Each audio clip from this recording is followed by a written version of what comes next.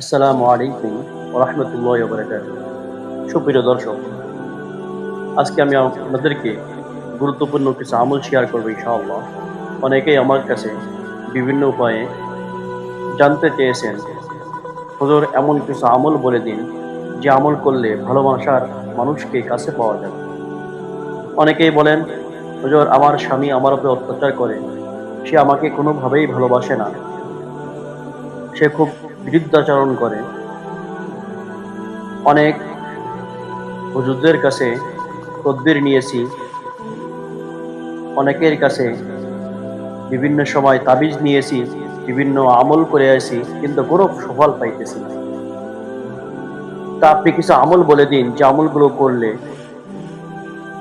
আমার স্বামী আমার অনুগত হবে, আমার স্বামী আমাকে খুব বেশি ভালোবাসবে, আমার অবদ্ধ স্ত্রী বাধ্য হবে, আমার অবদ্ধ স্বামী বাধ্য হবে। এমন কি আমল আছে যে আমল করলে আমার স্বামী আমার কথা অনুযায়ী চলবে? তো এই বিষয়ে আজকে আপনাদের সম্মুখে গুরুত্বপূর্ণ কোরআন ও হাদিসের আলোকে কিছু আমল আপনাদের সম্মুখে শেয়ার করবো ইনশাআল্লাহ। প্রিয় দর্শক, ভিডিওটি শুরু থেকে শেষ পর্যন্ত দেখেন, তাহলে অবশ্যই আপনারা আমলগুলোকে পেয়ে আমলগুলো করে উপকৃত হবেন। কেননা আজ পর্যন্ত যারা এই আমলগুলো করেছেন সকলেই সুফল পেয়েছেন, সকলে এই আমলগুলো করার দ্বারা উপকৃত হয়েছে। এবার আসুন আমরা আমলগুলো শুনি।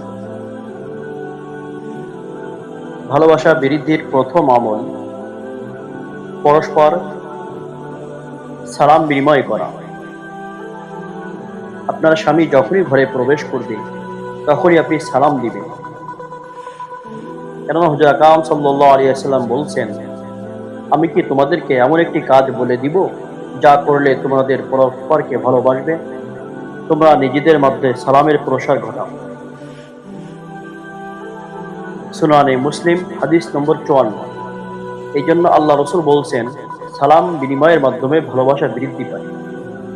এই জন্য আপনার স্বামী যখনই কাছে আসবে অথবা আপনার স্ত্রী যে অবাধ্য তাকে বেশি বেশি আপনি সালাম দিবেন। দ্বিতীয় নম্বর আমল,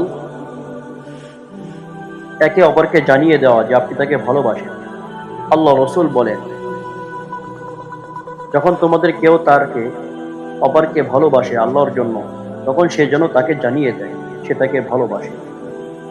সুনানে আবু দাউদ হাদিস নম্বর 5124।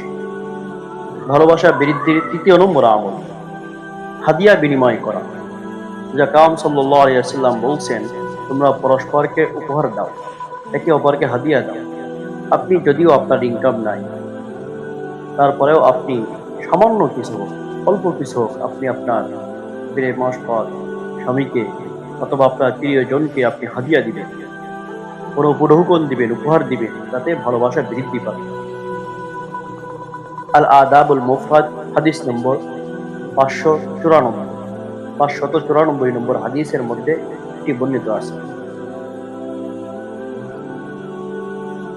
ভালোবাসা বৃদ্ধির চতুর্থ নম্বর আমল, আল্লাহ তাআলা কোরআনের মধ্যে আমাদের একটি আমল শিক্ষা দিয়েছেন, একটি দোয়া শিক্ষা দিয়েছেন। এই দোয়ারে পাঠ করা, রব্বানা আগফির লানা ওয়া লিইখওয়ানিনা আল্লাযীনা সাবাকুনা বিল ঈমান ওয়া লা তাজআল ফী কুলুবিনা গিল্লাল লিল্লাযীনা আমানু রব্বানা ইন্নাকা রাউফুর রাহিম। সূরা হাশর আয়াত নম্বর 10। আল্লাহ তাআলা বলেন, হে আমাদের রব, আমাদেরকে এবং আমাদের পূর্ববর্তী ঈমানদার ভাইদেরকে ক্ষমা করুন, আর আমাদের অন্তরে ঈমানদারদের প্রতি কোনো বিদ্বেষ রাখবেন না। হে আমাদের রব, নিশ্চয় আপনি অতি স্নেহশীল, পরম দয়ালু। ভালোবাসা বৃদ্ধির পঞ্চম নম্বর আমল, আল্লাহ তাআলা আরেকটি দোয়া শিক্ষা দিয়েছেন, রব্বানা হাব লানা মিন আজওয়াজিনা ওয়া যুররিয়াতিনা কুররাতা আ'য়ুনিন ওয়াজআলনা লিল মুত্তাকিনা ইমামা। সূরা ফুরকান আয়াত নম্বর 74। অর্থ, হে আমাদের রব, আমাদের স্ত্রী সন্তানদের আমাদের চোখের শীতলতা দান করুন এবং আমাদের মুত্তাকিদের নেতা বানান। প্রিয় দর্শক, এই 5টি আমল কোরআন ও হাদিসের আলোকে আছে। আর কয়েকটি আমল আমাদের অভিজ্ঞ উলামায়ে কেরাম যারা বিভিন্ন সময় পরীক্ষা করে দেখছেন যে আমলগুলো খুবই কার্যকারী। তার মধ্যে কয়েকটি আমল আপনাদের সম্মুখে আরো বলছি।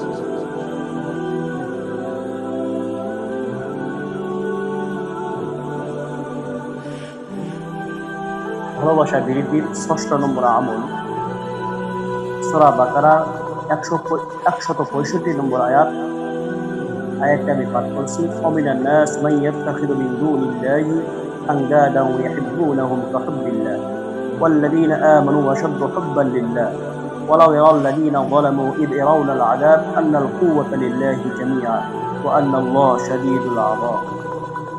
এই আয়াতটি আপনি পাঠ করে ৩ বার পাঠ করবেন।